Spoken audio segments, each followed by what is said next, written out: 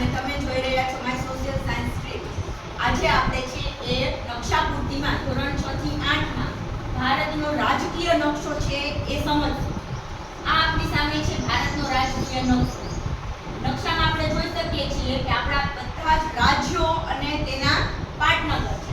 સૌથી ઉપર છે જમ્મુ કાશ્મીર. તો જમ્મુ કાશ્મીરનું પાટનગર કયું છે? હિમાચલ પ્રદેશ. હિમાચલ પ્રદેશનું પાટનગર શિમલા. ત્યાર પછી છે પંજાબ, હરિયાણા, રાજસ્થાન, ગુજરાત, મધ્યપ્રદેશ, ઉત્તર પ્રદેશ, ઉત્તરાખંડ. ઉત્તર પ્રદેશ અને ઉત્તરાખંડ છે એ બે રાજ્યોના ભાગ પડ્યા છે. પહેલા ઉત્તર પ્રદેશ એક જ રાજ્ય હતું, ત્યારબાદ છે એ ઉત્તરાખંડ તેમાંથી કટકો થયો.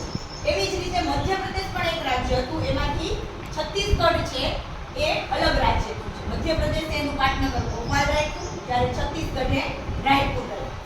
ત્યાર પછી આપણે જોઈએ બિહાર. તો બિહારના પણ બે ભાગ થયા છે, બિહાર અને ઝારખંડ. આના પહેલા છે એ બિહાર છે એ આખું રાજ્ય એક જ હતું, એમાંથી ઝારખંડ અલગ થયું છે. બિહારનું પાટનગર પટના, ઝારખંડનું રાંચી. ત્યારબાદ એની બાજુમાં પશ્ચિમ બંગાળ, ત્યારબાદ સિક્કિમ, મેઘાલય, ત્રિપુરા, મિઝોરમ, મણિપુર, નાગાલેન્ડ, અસમ, અરુણાચલ પ્રદેશ. અહીંયા જે 7 રાજ્યો છે એ પૂર્વોત્તર રાજ્યો કહેવાય, પૂર્વ ભારત. એ 7 રાજ્યો સેવન સિસ્ટર્સ તરીકે પણ ઓળખાય છે. એ બધા જ રાજ્યોમાં આપણી વડી અદાલત પણ એક જ છે. ત્યારબાદ જોઈએ નીચે આવે પશ્ચિમ બંગાળથી, તો ઓરિસ્સા, તેલંગાણા, આંધ્રપ્રદેશ, તમિલનાડુ, કેરળ, બેંગ્લોર, કર્ણાટક, મહારાષ્ટ્ર, ગુજરાત સુધી તો આપણે જોયું. બરાબર. આ રાજકીય નકશો. રાજકીય એટલે રાજ્યોની સીમા બતાવતો નકશો.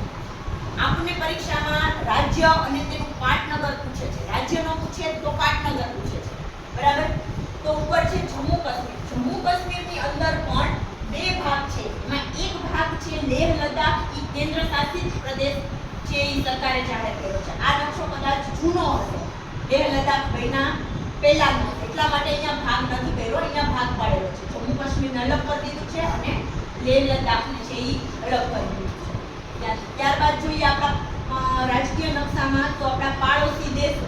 પાડોશી દેશોમાં પશ્ચિમ બાજુ પાકિસ્તાન, આ બાજુ નેપાળ, ચીન અને ભૂટાન. અહીંયા જોઈએ તો બાંગ્લાદેશ, પછી અહીંયા જોઈએ તો મ્યાનમાર અથવા બર્મા, અહીંયા નીચે છે શ્રીલંકા. આ આપણા છે એ પાડોશી દેશો છે. ત્યાર પછી આપણે જોઈએ તો સાગર. ગુજરાતની નીચે અરબ સાગર અને પશ્ચિમ બંગાળની નીચે બંગાળનો ઉપસાગર. અરબ સાગરની નીચે જ સાઈડમાં છે એ લક્ષદ્વીપ ટાપુઓ આવે છે. એ અહીંયા નીચે છે, પણ અહીંયા આ નકશામાં દેખાતા નથી, આ સેજ ટપકા જેવું દેખાય છે. બરાબર. એ જ રીતે અહીંયા જોઈએ તો અંદમાન નિકોબારના ટાપુઓ આવે છે, અને અહીંયા જે છેલ્લો ટાપુ છે ત્યાં આપણો દક્ષિણવર્તીય તટ પ્રદેશ, એટલે કે આપણો નકશો, ભારતની સીમા અહીંયા પૂરી થઈ જાય છે. બરાબર. તો આ જે આપણે સમજૂતી મેળવી એ છે ભારતનો નકશો. ઉત્તર બાજુ, દક્ષિણ બાજુ, આ પશ્ચિમ અને આ પૂર્વ, અને આ વચ્ચે છે એ મધ્ય ભારત. બરાબર.